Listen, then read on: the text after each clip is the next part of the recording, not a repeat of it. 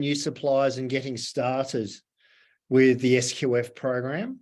So thank you, Pezhman. Great to have you on board, and over to you. Thank you.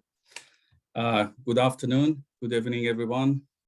It's a great pleasure to be part of this team and presenting today in this SQF Food Safety Day. To be honest, previous presenters did a great job, and it just made my job more difficult. But yeah, here we go. Let's start with my presentation. Okay.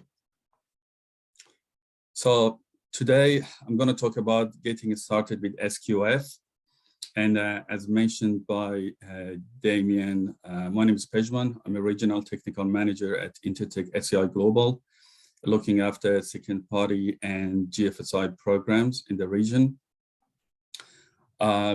Just a quick introduction about our organization. As you can see, Intertek SEI Global presenting, this is our footprint globally.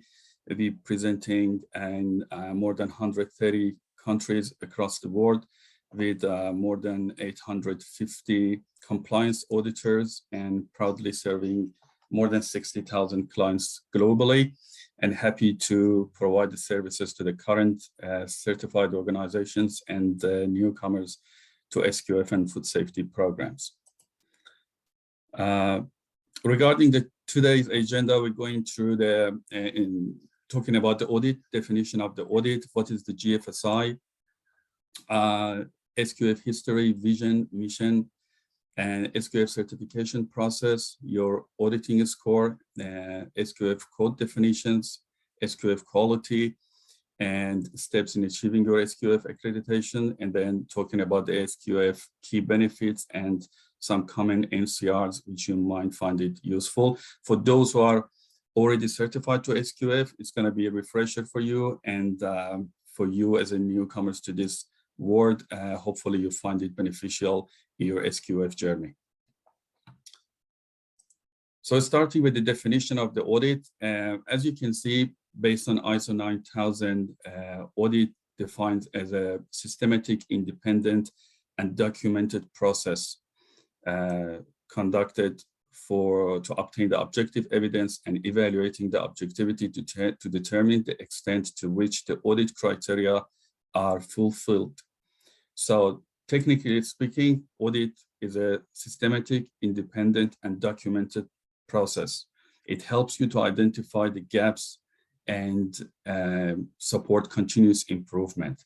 So the objectivity of the audit is not coming and find the issues. It's just coming for auditors to come and find the conformances to the standards or scheme criteria. And if we can't meet that criteria, we can't find the objective evidence, so the auditor needs to raise the NCR against that.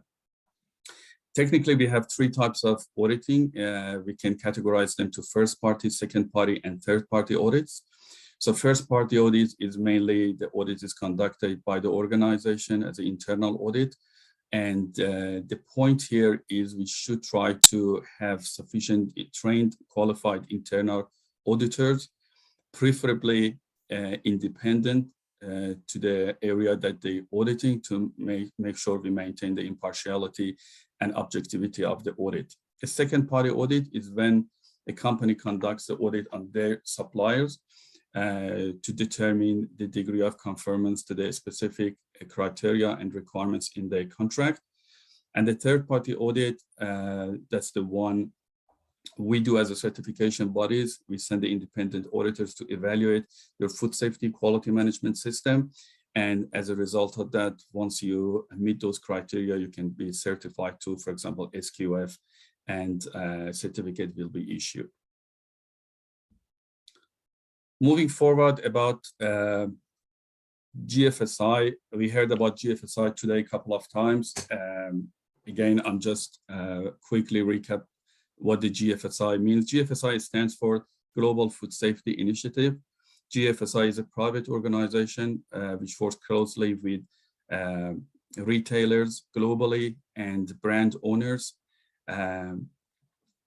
GFSI works in benchmarking and harmonization, aims to foster mutual acceptance of GFSI recognized certification programs across the industry, with the ambition to enable once certified, accepted everywhere approach.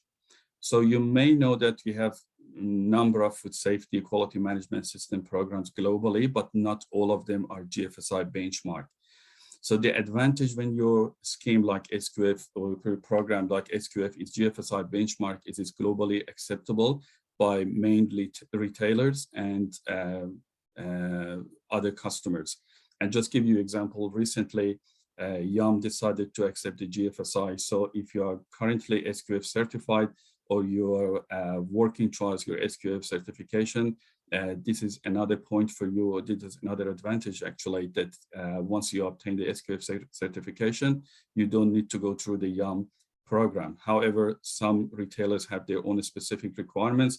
They accept SQF and you may need to do some addendum, which is built into that program as their extra requirements, or pending on your SQF status and the rank, you may get exemption for doing those types of audits. So this is the benefit of being the GFSI recognized certified. Just quickly, I know that previous speakers talked about the history of the SQF. SQF was developed initially in Australia in 1995 and has been owned by FMI in 2003. It's been bought from Departments of Agriculture from Western Australia, and since then is managed by this organization. In 2004, SQF became a GFSI recognized and just progressing its way in the global food compliance. And as previously mentioned, now SQF has more than 11,000 certificate issued globally. The SQF vision is to be the single most trusted source for global food safety and quality accreditation.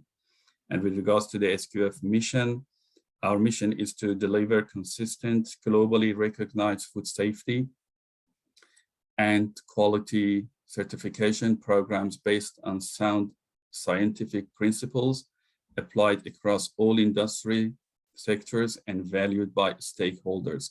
And you can see that SQF progressively reviewing its processes, its checklist, it's been significantly changed compared to a couple of years ago. And is, as mentioned by Leanne, that they continuously working to improving their product. So this is just a snapshot of the SQF certification process, and we're going through the details in the next slide.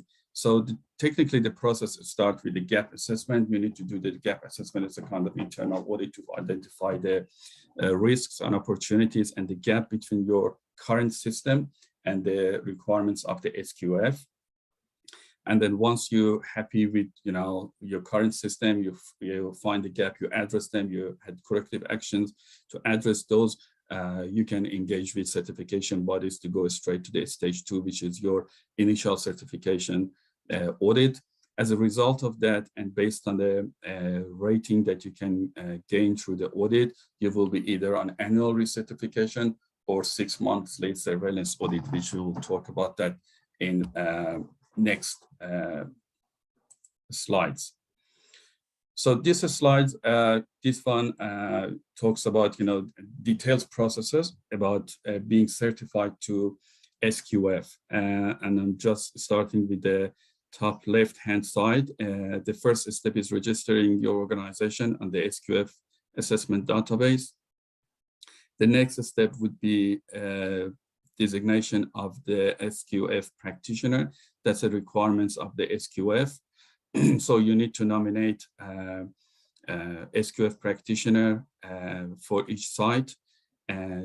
SQF practitioner training is optional. However, it's highly recommended that the person is managing the SQF program has a good understanding about the program.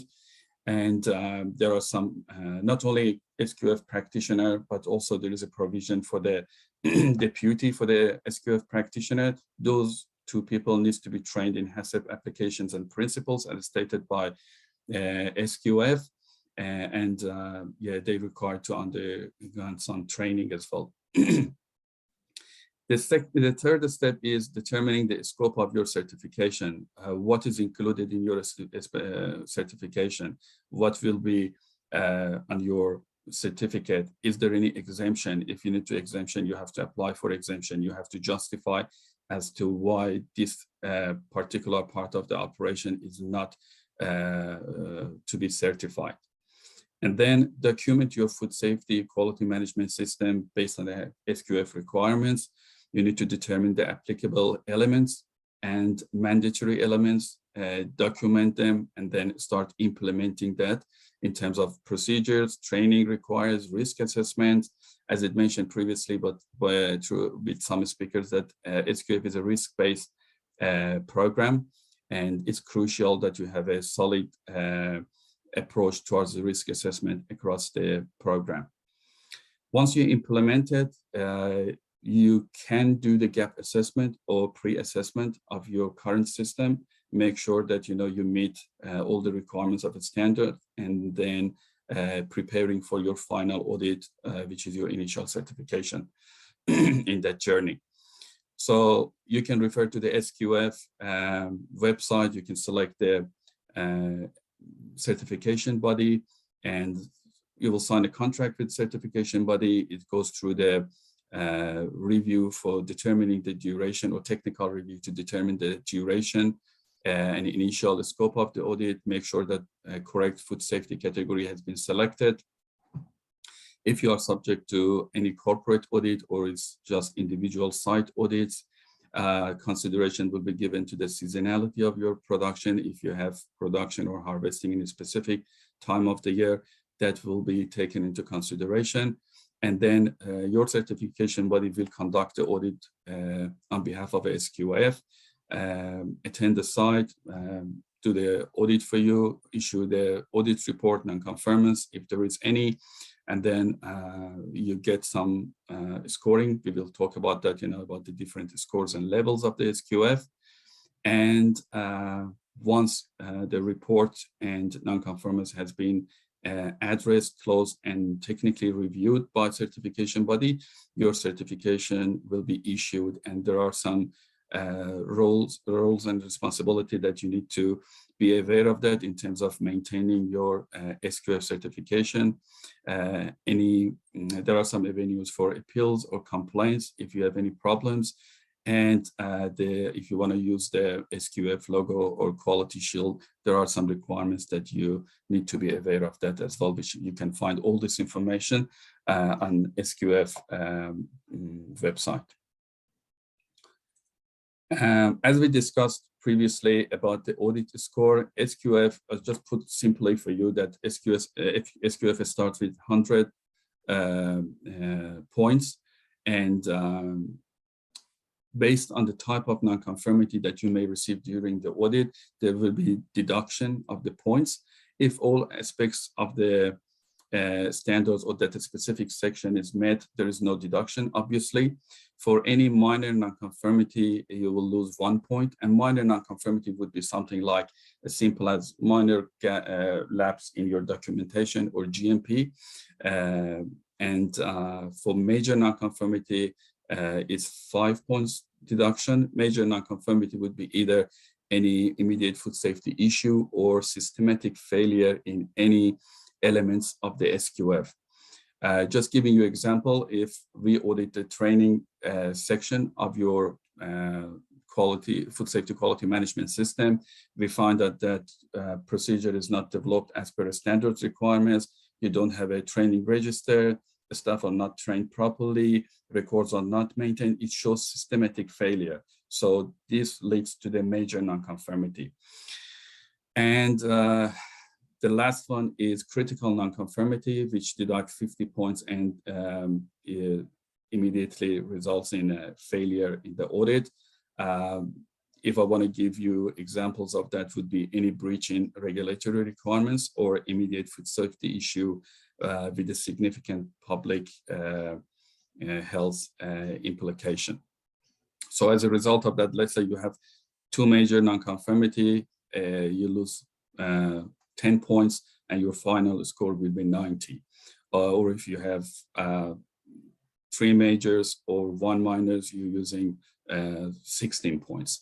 So as a result of this scoring system, we have this grade and score rating, certification, and audit frequency schedule, which is again is available on all the food programs or SQF documents. During the audit, if you achieve 0 to 69 score, it's considered as a fail, and certificate won't be issued, and you have to go through the whole process and rearrange the audit. 70 to 85 considered as compliance, and your certificate will be issued. However, you are subject to 6 monthly surveillance audit.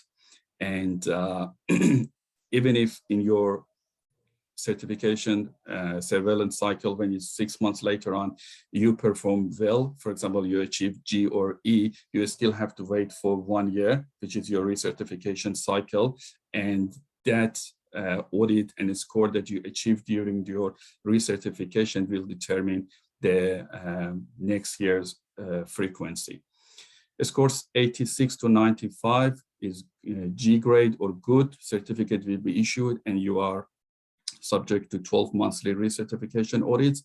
And range of 96 to 100 considered as excellent, E grade, again, certificate issues. It is a 12 monthly recertification program. So this is about the scores rating and audit frequency and how it's determined as per SQF requirements. So as it mentioned previously, and I will recap in next slides, one of the advantages of SQF is it covers end-to-end supply chain, you know, from farm to fork. You can find something suitable to your operations, you know, in terms of the SQF codes, from primary plants, primary animal, aquaculture, food manufacturing, pet food, manufacturing of food packaging, storage and distribution, animal feed. There are lots of options which you could get benefits of that related to the type of industry that you're working on that. You can choose the module. You can choose the food safety program which is relevant to you. This information is available on SQF website, and then you can download these documents for your initial assessment or development of the system. The first part of that, or part A, is always talk about the program requirements for developing and maintaining SQF program, and the part B talks about the system elements and good manufacturing practices, GMP, good agricultural practices, or and etc. So this is how you refer to any program which is related to your industry. Start, you know, finding the gaps, what needs to be done. For example, training for food manufacturing, you go into the section for training, reading the standards, simply say that, okay, this is what we have in place, this is what we need to add, and then you can take it from there. In addition to those, SQF introduced the SQF quality code as well. The SQF quality code builds on the system elements defined in the various SQF food safety codes. Sites seeking to attain certification to the SQF quality code must be certified to the applicable SQF food safety code for the industry sector. So you can't just go and say that I want to just have SQF quality code. You need to be certified to SQF food safety code in any applicable industry sector, and then you can, you know, apply for that. Or obviously you can have the audits at the same time, but it's not just a standalone program. And the SQF quality code does not apply to the site certified to food safety code for retail or SQF food safety code for food service. We talked about SQF benefits previously, and it's presented by some of the speakers as well. I just want to recap that one of the advantages of SQF is, yes, obviously it's a GFSI benchmark. It provides opportunity for the business to present itself, outside of the country, looking for global markets from commercial perspective, flexibility, adaptability of the standards to any size and shape of the organizations, and accessibility by businesses as well. These are all advantages of the SQF. From industry approved perspective, the SQF code is one of the world's leading food safety and quality management system. SQF certification is supported by an increasing number of significant retailers and food service providers. And as I mentioned, the supply chain scope, the SQF codes are designed to meet the needs of the specific sectors in the food supply chain. And they provide for certification of primary production, agriculture, aquaculture, food manufacturing, and other sectors that we mentioned about that. And obviously it's globally recognized, providing certificate that assures the food safety and quality relevant to your operation. So these are just a summary of how you can achieve the certification. There's a simple process that you can follow, go through that, and hopefully it helps you to be certified to SQF. There are, I think, 2 more slides that I want to spend more time on that, which I'm hoping you find it more beneficial for you, whether you are currently SQF certified or you just started your journey for the SQF. I'm going to talk about the common NCRs, and I believe it's been covered very well with Leanne in her presentation.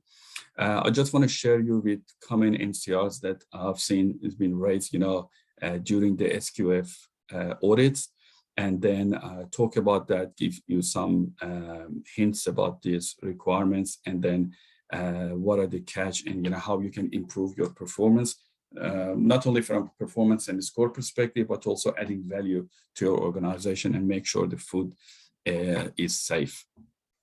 The first one is food safety culture. So food safety culture is still pretty new concept in our industry. What we need to see or expect as an auditor, this is obviously something is not that we can determine during the first day of the audit and say that, yeah, you have the food safety quality policy, you have the food safety culture, and everyone talks about that, said that, we support the food safety culture. This is something that auditors come to the conclusion towards the end of the audit, comparing all the different aspects of the food safety quality management system, and the heavily involved senior management into that program. So it starts with the initial, obviously you need to have a policy for that, and then initial evaluation.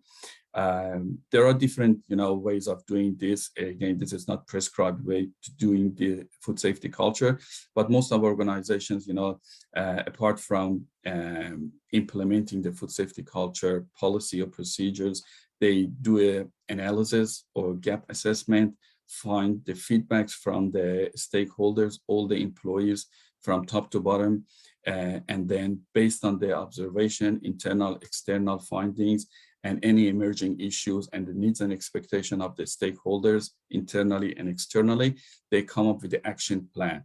And then the action plan shows them, okay, this is the area that we are good at that, how we can maintain it, and these are the opportunities for improvement. What are our plans, what we are going to do to improve it and maintain the food safety culture. The second one is prevention of foreign object contamination. There is a section for pest ingress into the facility. We can talk about that later on. There's a section for pest control.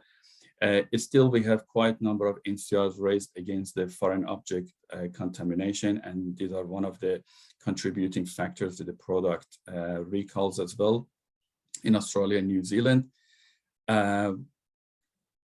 The catch here is not having the procedures in place and conducting your bag audit, bucket audits, or GMP inspections. It's all about how effective these systems are implemented, how aware your employees are about foreign object control across the facility. You can link it to the food safety culture, a reporting system, what are the contribution, how you can get benefit from the good preventative maintenance program in place. Just have a look at your GMP checklist or good warehousing practices checklist, bag audit, bucket audits. Is it just done as a tick and flick exercise, or the people who are doing that is properly trained and take it serious? So managing list of permitted items and effectiveness of the audits that you're conducting on a day-to-day basis can really help to provide safe food and minimize the risk of foreign object contamination. So obviously one of the areas that this pops up in any audits would be integrity of the building, floors, ceiling, floor and wall junctions.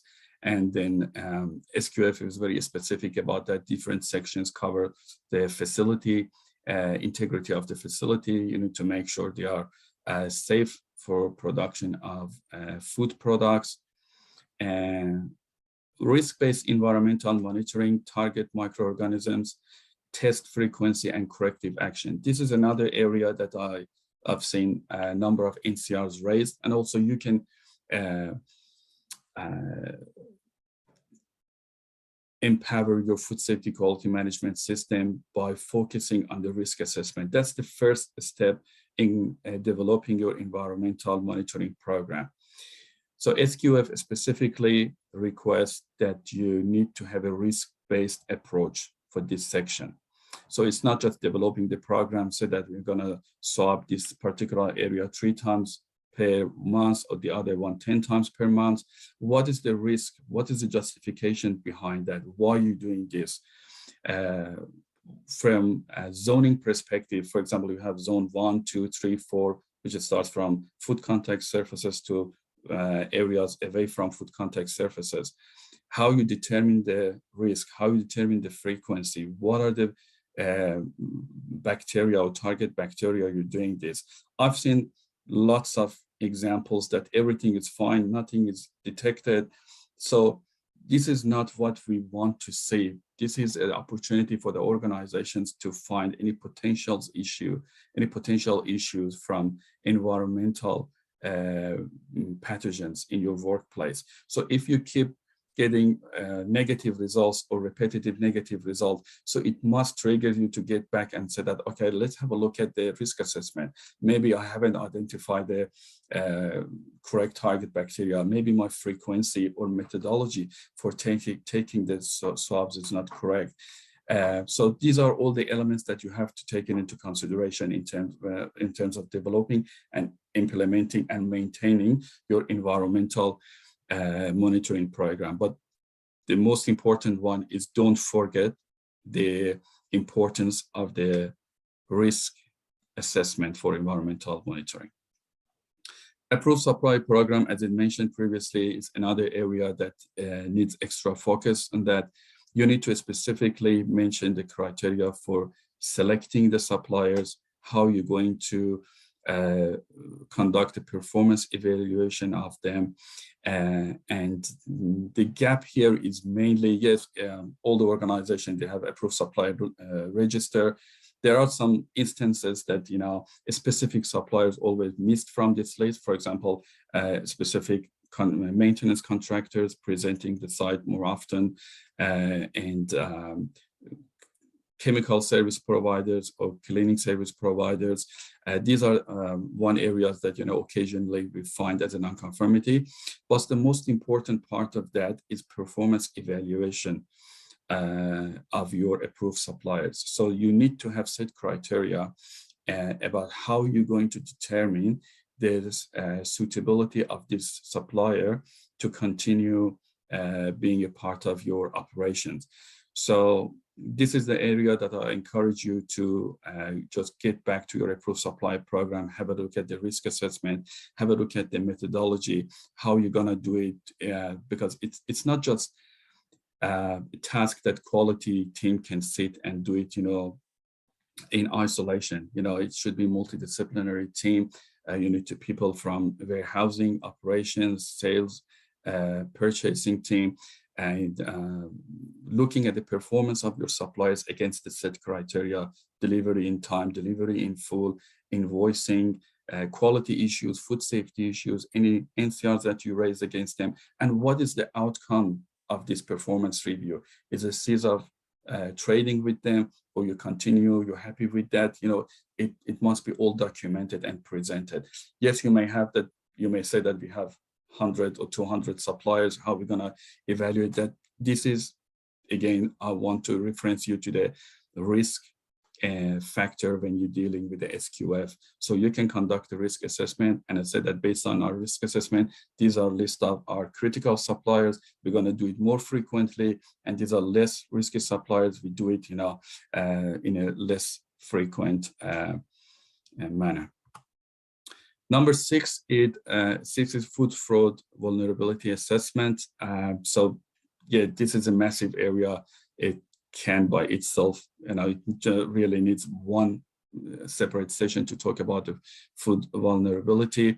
As it mentioned by pretty much all the speakers today, it's increasing risk in our industry, considering all the challenges in global supply chain. But a couple of tips or points that I want to share with you is the purpose of food fraud vulnerability assessment. Again, I've seen in a couple of cases, it's not just tick and flake, just sit down and say that, you know, this is low risk, this is low risk, this is low risk, that's fine, we all good, fine, this is a green rating. No, this is an opportunity, again, to find any vulnerability in your supply chain.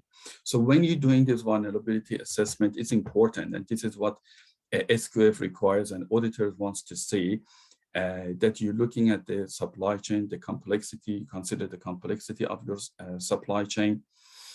There was an old saying that think globally, act locally, but you know, I think in today's supply chain, you have to think globally and act globally, because whatever we do here in Australia, New Zealand, or Fiji may impact the supply chain somewhere else in the world.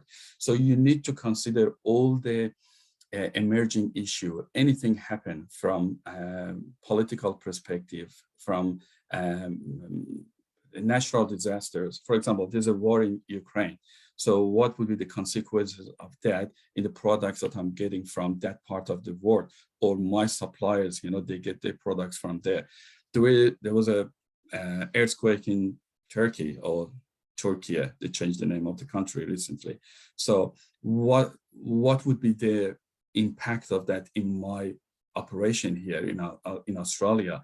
There is a heat wave of flood in India. How are they going to impact the supply chain? What's the risk of occurrence? What's the potential of our organization to detect this specific type of risk associated with our products? What's the profitability factor for people doing this fraud?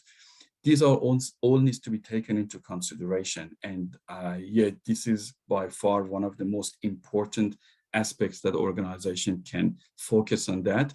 And don't take it light, you know, you need to pay more attention when you're doing the assessment. And it's not only assessment, or what would be the next step as your mitigation plan.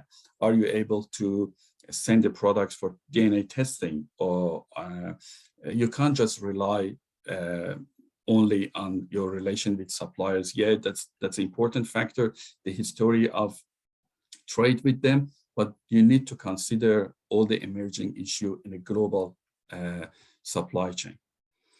So internal audit as well, again, I always focus on a couple of elements in any programs that I audit or do the training. One of them is internal auditing. Internal audit is an opportunity for the organization to determine their improvement opportunities. You know the systems, you know your operations better than everybody else. So execution, the depths of your internal audit and communication of findings with relevant team members, and applying a proper root cause analysis and corrective action will really help you to provide safe and quality food, and really pave your way in terms of being certified. So just give you an example, when we do the audit, we find that organization has conducted internal audits. However, we find couple of majors, number of minor NCRs, it automatically triggers an NCR against the internal audit program. Because if you have done the internal audit properly, you wouldn't have received this many non-conformities. So it's important that your internal auditors are qualified, they are trained, they know the process, they know the standards, they can evaluate the situation, they can, it's not just tick and flick again exercise, you know, you need the proper checklist, you need the proper approach and knowledge about the internal audit. Cleaning and sanitation is still one of the areas that we need to improve across the industry. The NCRs raised against the cleaning and sanitation is predominantly around the verification of the effectiveness of the cleaning and sanitation, training records of the cleaners, if it's internally, externally, the competency assessment, right chemicals used, right concentration, right contact time. These are all aspects of, you know, you may have it very tidy and organized in your procedure, but you know, how you verify the effectiveness of that in day-to-day operations. Training programs is another area that you can work on that. Yeah, training procedures, we all have training procedures, but does this training conducted properly by the trained person who is knowledgeable about the subject? Have you done the competency assessment? Are the staff able to explain and demonstrate that function properly? And it really helps you when we do that, for example, auditing, we ask operators to, okay, demonstrate to me your metal detector. And then, and it always happens during the audit that metal detector, or not always, but sometimes it happens during the audit, that metal detector is not functioning properly.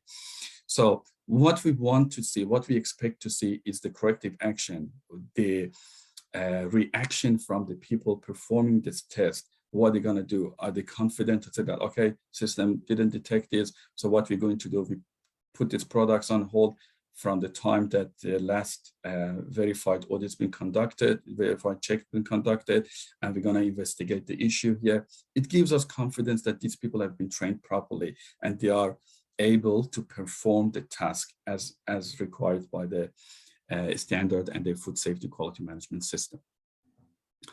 Pest control, unfortunately, still is an ongoing issue for many manufacturers, especially in regional areas. Last year, we had some issues in New South Wales, Queensland, and part of Victoria with the rodent activities.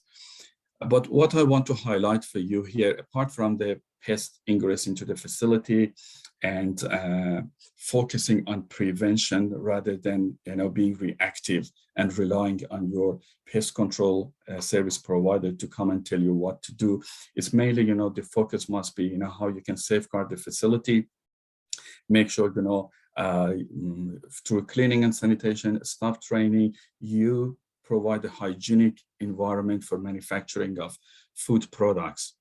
However, saying that, there is a catch with reviewing the reports of the pest control service providers.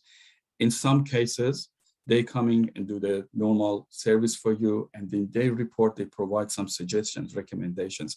The auditors needs to see your reactions, your corrective actions against those stuff. Are they just neglected, you just ignore them, or people, because most of the time they just sign that and said, okay, that's fine, we've done this, and they file the reports. Do you really read those reports to see that, okay, what is the recommendations? What should I do for that initially? What would be the next action in terms of preventing from happening? So these are all activities you can take into consideration for your pest control program. And last but not least is a maintenance program. So we can discuss again one full session about the maintenance program, and if it's properly audited, is one of the area that lots of NCRs would potentially raise. The issues that we're facing with the maintenance program is either preventative maintenance programs not properly developed, considering all the critical equipment within the facility. And it's not just only equipment, it's about the facility structure, the building as well. Like, for example, piping, condition of the ceiling, how often you check the piping, how often you check the ceiling of your facility.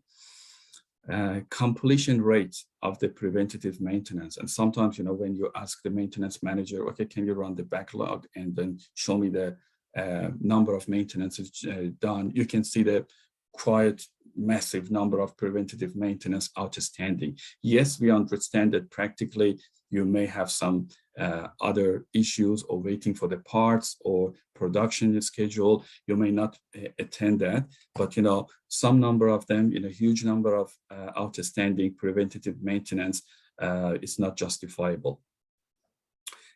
Maintenance handover sometimes is missing. There is no proper communication between the maintenance contractors or the site maintenance in terms of handing over the line. Make sure that all the tools are reconciliated. There is no potential for cross-contamination of the lubricants or other maintenance equipments or parts or nuts and bolts used for the maintenance activities. That's another area. Condition of equipment, obviously, the suitability of the equipment, the design of the equipment, and then working condition of the equipment is important as well, and record keeping. So in some instances, they do the proper job, they attend the job, they fix the issue, but they not record that activity properly. So that's one of the laps in terms of management of the maintenance program. So make sure you train your maintenance managers or fitters about the requirements of your food safety management system, SQF requirements. Make sure they fully understand why they need to do this stuff, how important their function is in prevention of any foreign object contamination, and availability of the equipment, and the importance of record keeping as well. There were just some highlights about the number of NCRs that's been raised and the areas for the focus for you. And this just brings me to the end of my presentation. I stop sharing, and if there is any question for me, I'm happy to answer. Thank you, Pezhman. Greatly appreciated, very detailed, and fantastic to have your insight from yourself and your auditors on common problems that and findings you've had, and also for that insight regarding the SQF program and coming on board with that. So thank you. I've got no questions. No questions have come through, so you get off easily. So thank you for that. Greatly appreciated. Thank you. What I will do now is we're going to have our